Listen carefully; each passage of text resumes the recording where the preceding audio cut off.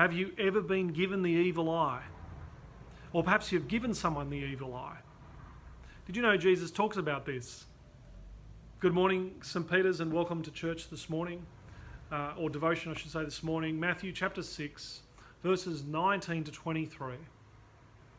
Don't store up for yourselves treasures on earth where the moth and rust destroy, where thieves break in and steal. Instead, store up for yourselves treasures in heaven, where neither moth nor rust destroy, where thieves can't break in and steal.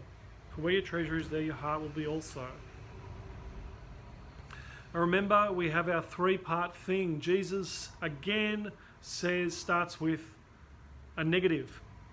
Don't store up for yourselves treasures on earth. Storing up treasures is again a very Jewish thing, something that people were well aware of at the time.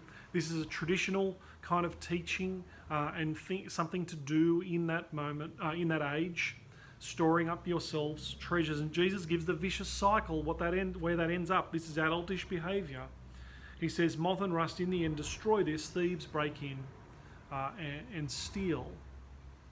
Instead, Jesus says, children of the Father, store up treasures in heaven. And then he says, where your heart treasure is, there your heart will be also. Treasures in heaven is not some abstract idea of just something that happens after we die. Instead, Jesus is saying, be generous now, let God's justice reign through your finances, through your generosity, and do that now. And this is why he says, earlier, he's talking about giving and being generous. And then he goes on to talk about the evil eye. Verses 22 and 23. The eye is the lamp of the body. If your eye is healthy, your whole body will be full of light. And if your eye is bad, your whole body will be full of darkness. In Jesus' time, in Judaism, in many other philosophies, there's this concept of the evil eye. The evil eye in Old Testament Judaism connotes stinginess, jealousy, or greed. It's to do with hoarding treasure, and that's why it's connected to storing for yourselves treasures on earth.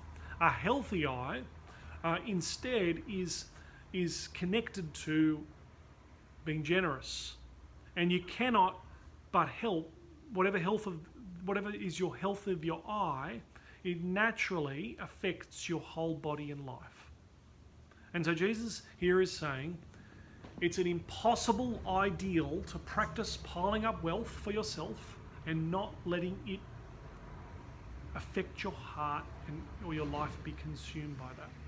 Jesus' initiative is very realistic, not abstract. He says, invest it in God's reign, in justice and charity, for there your heart will be also. Verse 24 will come in tomorrow's reading. It's kind of more connected to verse 25 and so on, and I'll explain a little bit more about that tomorrow. But Jesus says, seek treasures in heaven. Use your wealth for God's people, for justice to reign, and to be generous in that way.